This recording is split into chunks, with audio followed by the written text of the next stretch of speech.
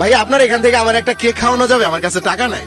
ভাই আসলে এগুলো তো আমাদের কস্টিং, মানে আমরা তো ধরেন হচ্ছে জিনিসগুলা খরচ আছে আমাদের। বুঝতে পারছি, মানে হয়েছে কি আমি আগার গায়ে আপনার দোকানের কেক খাওয়ার জন্য আসছিলাম, কিন্তু ওই যে হঠাৎ করে মানি ব্যাগটা পড়ে গেছে গা, পাইতাছি না খুঁজা। যদি একটা কেক খাওয়াইতেন খুশি হইতাম মনে। যেহেতু আগাগাতে আপনি কেক খাওয়ার জন্যই আসছেন, নিয়ত করেই আসছেন, ইনশাল্লাহ অবশ্যই কেকই তো খাবেন একটা। খাওয়াইবেন? অবশ্যই খাওয়াবো। একটা দেন, কেকের একটা দাম কেক আর দেন কত? ভাই। আপনি এই যে এটা দেন, এটা দেন। আপনি এত আশা ভরসা করে যেহেতু আসছেন, কেকটা খান, কোনো সমস্যা নেই ভাই। হ্যাঁ, তাহলে এটা কি আপনি আমাকে ফ্রিতে দিতেছেন? এখন যেহেতু আপনার কাছে টাকা নাই, আপনি বলছেন, তাহলে আমি কিভাবে টাকা দিতে পারি বলেন? মানবতা কি খুশি মনে দিলেন তো? হ্যাঁ হ্যাঁ, অবশ্যই ভাই, খাওয়ার জিনিস খাওয়াইলে আল্লাহ তাআলা খুশি হয় আরো। আচ্ছা ঠিক আছে ভাই, তাহলে ধন্যবাদ আপনার। অবশ্যই। দর্শক যেটা দেখলেন যে ওই ভাইয়ের কাছ থেকে একটা কেক নিছি, কিন্তু ভাইয়ের 1 টাকাও দেই নেই। তো আজকে আবার ভাইয়ের কাছে যাব, ভাইয়ের গিয়ে একটা সারপ্রাইজ দিব। চলেন আপনারা আসেন।